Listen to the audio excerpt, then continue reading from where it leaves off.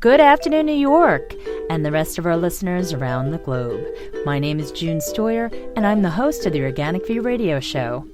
Our podcast is available on iTunes, Zune, and all major podcast providers. So if you can't catch the show live, you can download it or simply use our free podcast player, which is available on our website at www.theorganicview.com. If you'd like to connect with us, please post a question on our wall on Facebook or send me a tweet at June Stoyer on Twitter. If you'd like to be on the show or would like to find out about sponsorship opportunities, please contact us at questions@theorganicview.com. Today's show is sponsored by Austria's finest naturally authentic pumpkin seeds and pumpkin seed oil from the Steiermark, available at organicuniverse.com. Listeners of The Organic View can receive $1 off their purchase by using the coupon code ORGVIEW. That's ORGVIEW.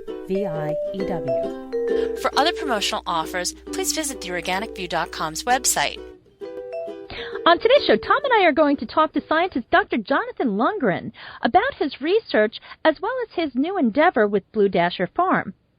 First, I'd like to welcome to the show my co-host, Colorado beekeeper Tom Theobald. Good afternoon, Tom. Good afternoon, June. And our guest today, Dr. Jonathan Lundgren. Good afternoon, sir, and welcome to the show. Hi, thanks for having me. Dr. Lundgren, can you take a few minutes and tell our listeners about your research? Yeah, so I'm an entomologist and an agroecologist. An entomologist, I study insects, and especially insect conservation. My research has two central themes. One is on ecological risk assessment, making sure that the use of pesticides and genetically modified crops are safe for the environment, especially friendly species like bees and butterflies. And then the other aspect of my research is focused on developing sustainable food production systems that don't rely on a lot of agrochemicals. That's kind of a general overview of what it is that I work on. I'd like to begin by asking you if you could talk about the role of biodiversity in food production and pest management. Sure. One of the central issues that I think we're facing as a society and then also as an agricultural community is just this massive simplification of our food production systems, where nowadays we've kind of put a lot of our eggs into a very small basket. We're producing approximately 150 million acres of corn and soybeans in this country, where it used to be literally thousands of plant species that used to live in these same habitats where these two crops are now proliferate. So it begs the question of, if we are trying to conserve species and all of the services that biodiversity provides, then where is that going to happen? Agroecosystems occupy 35% of the terrestrial land surface of our planet. And so we really need to be using these food production systems as a fantastic opportunity for conserving rare and beneficial species. And what we find is that within farms that are farming using biodiversity and ecological principles, these guys are actually extremely profitable. And so it's not a situation of, can we produce food and conserve the environment, but the real central question that we need to be asking is, what's going to happen to us if we don't? Dr. Lundgren, you've said that there are operations that are very profitable using some of the approaches that you're talking about. I wonder, as a non-farmer, I wonder why other farmers haven't picked up on this and joined in to this effort. Why are so many of the acres in the United States farmed industrially? Right. I think that's a great question, and it's one that we're really trying to overcome. I think it comes down to, number one, is that these systems that used to be so productive, these monoculture systems where you grow thousands of acres of a single plant species, they used to be very productive, but we've started to degrade our soils. So there's this legacy effect, and then there's also an effect of the fact that there's just so few voices explaining to farmers what the opportunities are for farming more sustainably. Based upon your research, can you explain to our listeners exactly what the risks are that are involved with using the neonicotinoid treated seeds as well as the genetically modified technology? I think that we often focus specifically on neonicotinoids or on genetically modified crops. In my view, these two technologies are really symptoms of a much greater problem, and that is the simplification of our agroecosystems. Where what I'm finding is that as we were working with farmers that are focused on regenerating soil and restoring biodiversity on their farms, they don't actually need a lot of these costly inputs, things like pesticides and how large quantities of chemical fertilizers and genetically modified crops. So I think that by getting to the root of the problem, and that is diversifying our food production, I think that we're going to solve a lot of these ancillary problems with the neonicotinoids and with the genetically modified crops.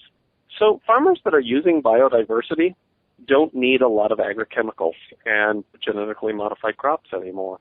And so the role that these chemicals are supposedly playing within our food production systems can actually be fulfilled using ecological principles and biodiversity. So neonicotinoids, and this is a class of insecticide that's coated on the seeds of a lot of crop plants right now. Approximately 13% of our terrestrial land surface of the continental United States are planted to seeds that are treated with these chemistries. They're systemic, which means that they're being taken up by the plants themselves, and then they tend to dissipate from the plant as the plant matures. But only 2 to 20% of those chemicals that are put onto the seed are actually taken up by the crop plant, which really begs the question of where does the other 80 to 98% of those chemistries end up? And the science is coming in now, and it's fairly strong, that these chemistries, these neonicotinoids specifically, are not staying put. They're turning up in the waterways. They're turning up in non-target species. They're turning up in plants, in field margins, and in other habitats that haven't been treated before. And this means that if 13% of the land area is treated, then that touches just about every other species within that food web. Dr. Lundgren, some of the work that you've done has been related to the decline of the monarch butterfly. Could you just explain for the listeners what it is you found and what you believe to be the problem there? Right. The monarch butterfly, we've been losing monarchs at a rapid rate, especially the eastern population of monarchs. For a long time, well, I think that these issues with species decline are complicated, right? And there's a lot of factors that contribute to that. And for a long time, or at least recently, science has kind of revealed that the habitat reductions associated with the simplification of our food production systems, these habitat reductions have reduced milkweed plants, which the monarch needs to survive. It's the only food that the larval monarchs eat, the caterpillars eat. We did additional work on that to try to tease out some of the other possible causes for monarch declines, and we looked at the toxicity of neonicotinoids, which are seed treatments on the crop plants. What we found is that they were extremely, quite toxic to the monarch butterfly caterpillars, the larvae. Such that even 1 part per billion in a very short exposure period was enough to cause sublethal effects where the monarch caterpillars were significantly reduced in size. And then we went out into the field and looked in monarch plants that were planted in or near corn production areas in South Dakota, and we found that the milkweed plants were 60% of the milkweed plants were contaminated at doses that were of concern in terms of the monarch butterflies. So not only are we reducing the amount of milkweed that's out in the environment for monarchs to eat, but the remaining milkweed is potentially contaminated. This also becomes really important when we're thinking about what can we do to save the monarch. And if putting out additional milkweed without considering or without reforming some of our pest management practices, then it's possible that we could be actually doing more harm than good. This is one thing that concerns beekeepers because there's been a lot of talk about habitat improvement, and the beekeepers believe that the environment has been poisoned on a massive scale, and we're concerned that habitat improvement may in fact be increasing killing fields because of this poisoning of non-target plants. Could you just expand on that a little? Yeah, so the monarch, the milkweed example is a perfect illustration of that exact problem. So we, as an effort to try to conserve or to bolster the health and the nutritional status of the honeybees, we started to put out to hopefully reduce their stress and allow them, or reduce the exposure or the impact of those pesticide exposures to the honeybees. We planted conservation strips near treated cornfields that had been treated with neonicotinoids, and then on organic farms as well. And this was a project led by my postdoc and was funded by the National Honey Board. What we found is that that the conservation strips that we were planting to promote pollinator health ended up being contaminated almost universally with neonicotinoids. In fact, the organic farms that had never seen neonicotinoids had just as high a contamination level as the treated fields did. In regards to the milkweed plant itself, if it's planted on land that is not necessarily treated, but because of the fact that one of the adverse effects of neonicotinoids is that it's mobile in groundwater, could it be that even if there's an abundance of milkweed plants, due to the fact that it's getting into the root system of the plant, is that part of the reason why we're not seeing the number of monarch butterflies that we're accustomed to, especially in the New York area? I know I've received a number of emails and messages, and even on my own property, I don't use any pesticide applications, but I do have a lot of milkweed, and I think I saw one monarch butterfly last season. And the same thing with the educational garden beds that are, throughout the area.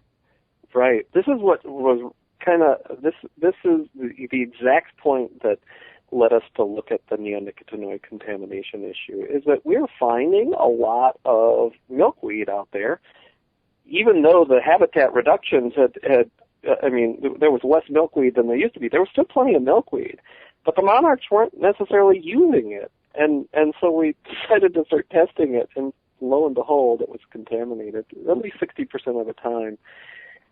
So I think that this is a really important question that we need to really start resolving on a grander scale, is we need to start testing some of these conservation plants, because if we're putting them out there and then expecting some of these rare and beneficial species to be using them, now we better make sure that they're not contaminated with some of these other pesticides, especially when the pesticides aren't necessarily needed for the crop production.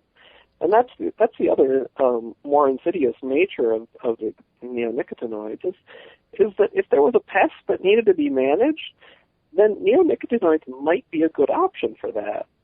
But oftentimes, these neonicotinoid seed treatments aren't justified from an agronomic perspective. They don't improve yields, and they don't kill pests. Thank you. What sort of a time scale are we looking at to rejuvenate these soils? How long will it take to rehabilitate these soils that have been poisoned with the systemic pesticides? Oh, this is a great question, and I don't know the entire answer to that. The neonicotinoids can persist within soil depending on the soil matrix, what kinds of chemical properties and physical properties the soil has. These chemistries can persist within those soils for a fairly long period of time, and we've been using them for a decade now, pretty consistently, and so there's quite a reservoir of toxin within the soils as far as we know. What sorts of practices can help to reduce that most quickly? Boy, these are great questions that I think we need to really start resolving. But number one is stop using them if they're not necessary. Well, I think that the first step in this whole process is to stop using neonicotinoids if they're not helping farming. Until we start with that very first step, we won't know how long these things are persisting out there, and what other practices we can use to get them out of the environment. Sources for untreated seed have been difficult to find. Are we making any headway there? And that's particularly of concern with corn, I'm told. Right, yeah. It's very difficult for farmers to find untreated seeds. A great example is one of my master students, Michael Bredesen. He was doing an efficacy study on neonicotinoids. Did they help sunflower production? And he literally, the company could not sell him untreated seeds because they didn't have a product number in their book for it, so they had to give us untreated seed.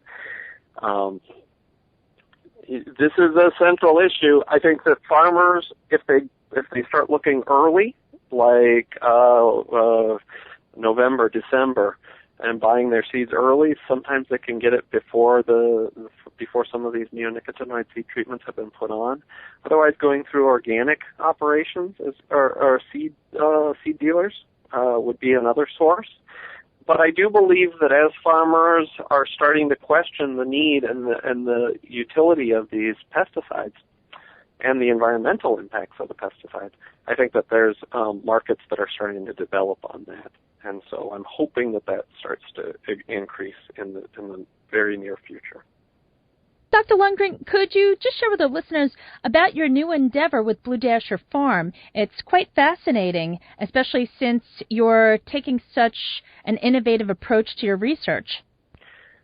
Sure. I believe that we need some transformational changes in how we're producing food, right? Along ecological principles. We need to be working with Mother Nature on our farm fields, in our food production. Transformational changes do not come from the government. Transformational changes don't come from universities or large organizations. They come from the bottom up. And so in going out and talking with farmers that are using biodiversity and farming with these ecological principles in mind, it became very clear that they're doing things with very little scientific support. My wife and laboratory crew started a new endeavor, and it's called Bootysha Farm Initiative. And what we're trying to do is establish across the country a network of centers of excellence in regenerative agriculture. Regenerative because the resources, the soil biology, the biodiversity, these have been degraded to the point where simply sustainable agriculture, sustaining a broken resource like that, isn't going to get us where we need to be. We need to start regenerating these resources. So it pairs research, education, and demonstration to try to support this movement that's starting within our agricultural systems. We're really excited about it. Where can our listeners find out more information about the farm? Right. The Bootysha Farm website, it's www.bootysha.farm. And we also have a crowdfunding campaign. In 6 weeks, we've raised $50,000, which is just fantastic. The support that we've had from the beekeepers, from the farmers, from the ranchers who are really on the leading edge. They want to see this happen. And the consumers, too, who want healthier food with fewer contaminants. So, I would if you believe in what we're doing, then please go to those websites and consider supporting us. Thank you so much for coming on the show today. It's really been very interesting learning about your research as well as Bootysha Farm, and I sincerely hope that you can make some time to come back. Oh, I'd love to. I really appreciate it, and thanks for everything that you do, June, and Tom. I've enjoyed this conversation, and I hope we have the opportunity to talk again. Thank you, Dr. Lundgren. And folks, please tune in each week as Tom and I continue to explore the impact of neonicotinoids on the environment, as well as the companion article for this interview, which will be available on theorganicview.com. Thank you for tuning in. This has been June Stoyer with the Organic View Radio Show. Have a great afternoon.